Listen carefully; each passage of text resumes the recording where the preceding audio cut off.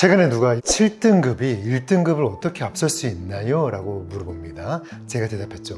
인생 전략을 찾아보세요. 제가 삼성전자에서 일할 때였습니다. 제 롤모델이 있었어요. 정말 일도 잘하고 막 회사에서 굉장히 각광받는 분이셨어요. 근데 하루아침에 상사에게 잘못 보여서 매일같이 인상 쓰고 있고 욕먹고 온갖 스트레스로 인생이 완전 바뀌어버린 거예요. 제가 내 롤모델이 힘들어하는 모습을 1년 내내 바로 앞에서 마주하고 나니까 그때 생각이 든 거예요. 내가 아무리 잘해봤자 10년 후에 저 모습인 10년 후에 내가 저렇게 회사 생활하고 있을 거라는 생각이 드니까 아차 싶은 거예요. 그 당시에 제가 매일 했던 게 중동 지역 전략 자료를 만드는 거였는데 퇴근길에 갑자기 질문 하나가 떠오릅니다. 너희 회사 전략 말고 오연호 네 삶의 전략은 뭐지? 이거였어요. 머리를 망치로 맞은 것 같았죠. 내가 30에, 40에, 50엔 어떤 삶을 살지 단 한 번도 고민을 해보지 않은 거예요. 여러분 이거 한번 해보세요. 인생 전략에는 종이 한 장이 필요합니다. 사사분면을 그려보세요. 가로축에는 여러분이 잘하는 것, 못하는 것을 그려보는 겁니다. 세로축에는 여러분이 좋아하는 것, 싫어하는 것을 그려보는 거예요. 그러면 어떻게 될까요? 1사분면에는 여러분이 좋아하고 잘하는 것들이 나오겠죠. 2사분면은 뭐예요? 좋아하지만 못하는 것들이 나오겠죠. 그렇게 하다 보면 3사분면은 뭐예요? 내가 싫어하면서도 잘 못하는 것들이 나오는 거예요. 제가 이렇게 4사분면에 저를 하루 종일 적어보기 시작한 거예요. 나란 사람은 뭘 좋아하지? 난 뭘 잘하지? 난 뭘 싫어했지? 근데 이걸 일주일 동안 적다 보니 깜짝 놀란 사실을 발견한 거예요. 의외로 1사분면, 내가 좋아하고 잘하는 거는 너무 뻔해요. 너무 쉽게 찾는다는 겁니다. 근데 3사분면은 놀라운 것들이 발견돼요. 사내 정치, 아부를 떠는 거, 막 자료를 만드는 거, 숫자 계산하는 것들, 막 이런 것들이 나오는데 이런 것들이 3사분면에 되게 많다는 걸 제가 발견한 거예요. 이게 뭐냐면 의외로 저는 단체 생활 굉장히 많이 했었고 좋아하고 잘한다고 생각했는데 나이가 들면서 내 성격과 성향이 조금씩 바뀐 거예요. 그러면서 이 사회생활의 기본인 윗사람에게 아부하는 거라든가 이 사람들하고 이 정치적인 관계를 잘 유지하는 거라든가 뭔가 이런 것들을 어느 순간부터 되게 싫어하는 사람이 된 겁니다. 그러니까 제가 처음 깨달았어요. 아, 내가 이런 걸 싫어하는 사람이었구나. 그러면은 나는 앞으로 10년, 20년, 30년을 어떻게 커리어를 계산을 해봐야 될까? 1사분기에 있는 것들은 많이 해야겠죠. 당연히 살면서. 거기서 중요한 게 뭘까요? 2사분기에 있는 것들, 내가 좋아하지만 잘 못하는 것들을 더 많이 도전하는 거예요. 이것들을 꾸준하게 도전을 했을 때 삶이 어떻게 변화할까를 추적을 해보라는 겁니다. 중요한 건 뭐예요? 그때부터 제 전략은 3, 4분기와 조금씩 멀어지는 전략을 하나씩 찾아보는 거였어요. 그러다 보니 그 당시에 제가 좋아하지만 못한다라고 생각했던 것들이 무엇일까? 그 중에서 한 가지가 바로 파일럿이 되는 거였어요. 나는 당연히 안 된다고 생각했었고 당연히 못한다고 생각했었고 그렇게 평생을 살아왔단 말이죠. 근데 그때 제가 제일 먼저 했던 게 파일럿을 한 사람을 찾아보는 거였죠. 잠깐 만날 수 있을까요? 10분만 시간 내주시겠어요? 10분 동안 만나서 대화하다 보니 그분이 했던 첫 마디가 현호 씨, 할 수 있을 것 같은데요? 저도 회사 다니다가 파일럿 된 거예요.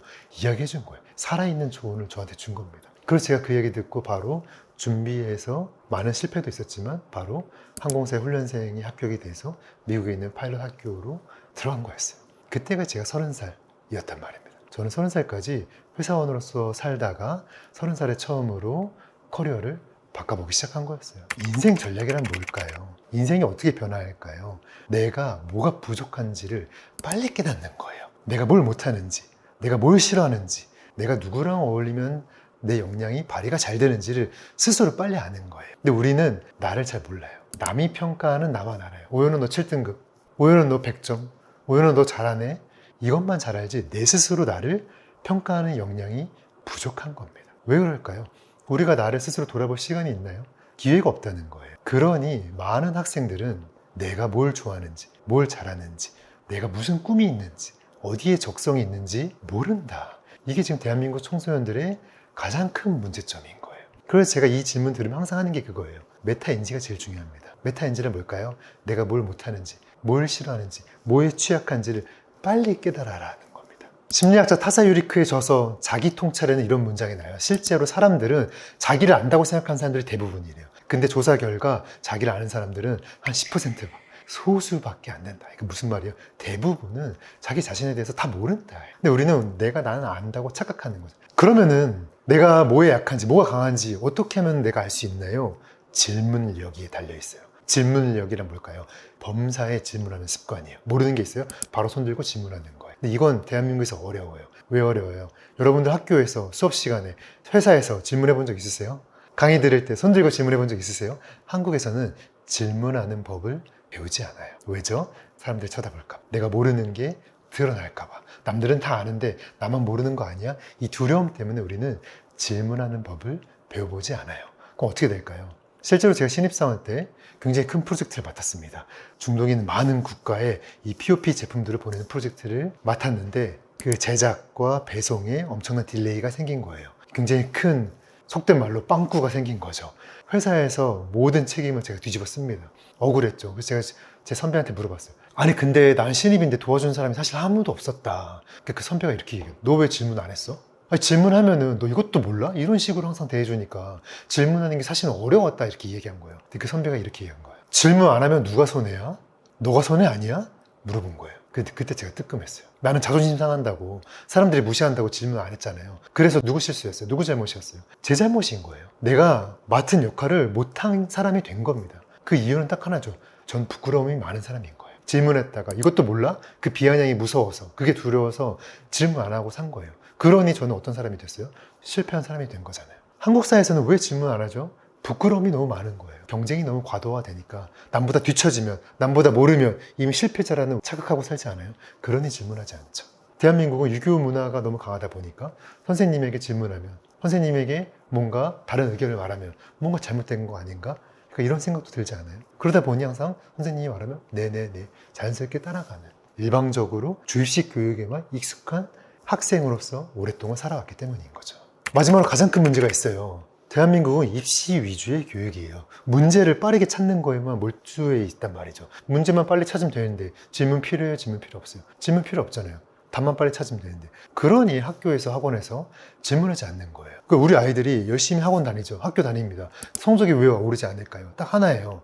수업이 나 위주로 돌아가지 않는다는 거예요. 다른 학생 위주로. 나와 속도가 다른 속도로 진도가 나가고 있는 거예요. 나는 이게 궁금한데 이걸 풀어주지 않고 다른 것만 열심히 따라가고 있는 거예요. 그러니 열심히 공부해도 내 성적이 오르지 않는 가장 큰 이유인 거예요. 제 오연호는 왜 항상 7등급에 머물렀을까요? 공부를 못하는데 내 위주로 학교가, 학원이, 수업이 돌아가지 않잖아요. 그러니 질문할 수 없죠. 그러니 따라가기 어렵죠. 그러니 그 누구도 나를 돌봐주지 않는다. 그러니 나는 계속 느리게 따라져 가는 1등급만 올려주는 학생이 돼버리는 거예요. 이게 얼마나 슬픈 이야기입니까?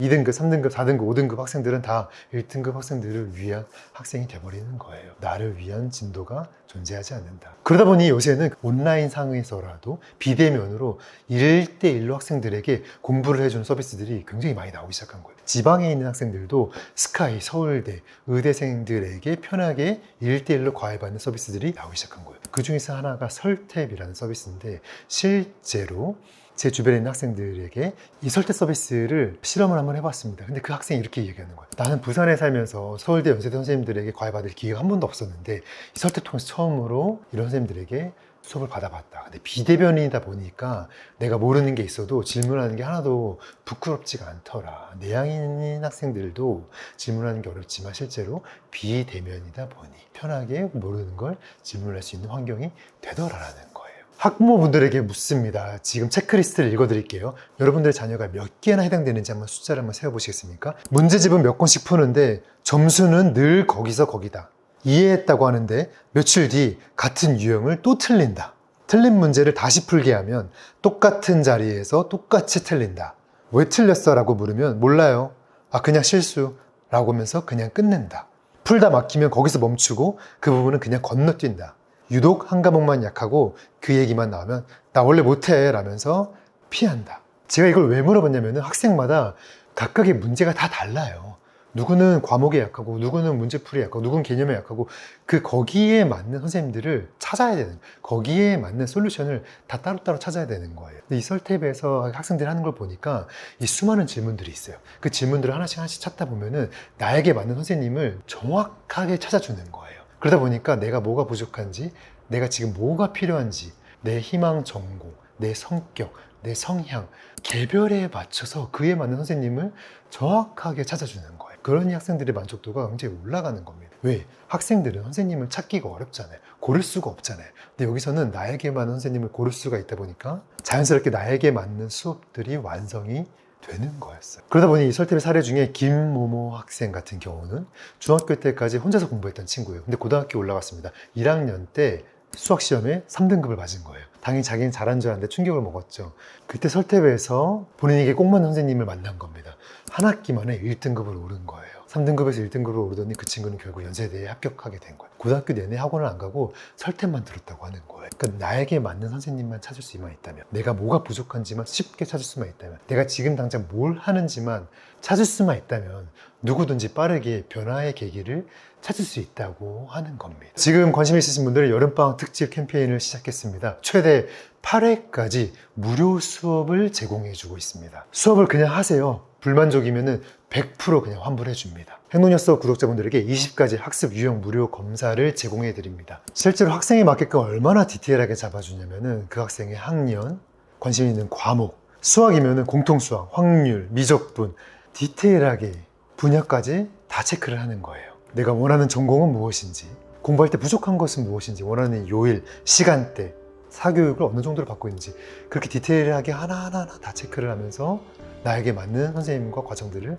찾게 되는 겁니다. 구독자분들에게 선물이 있습니다. 아래 링크로 우리 아이의 공부 유형 테스트를 눌러주세요. 테스트를 진행하시고 이름을 적으시면은 아이에 맞는 선생님 3분을 24시간 내로 선정해서 추천을 드립니다. 테스트 후기와 어떠셨는지 댓글로 적으시면은 5분을 선별해서 네이버페이 상품권을 선물로 드리도록 하겠습니다.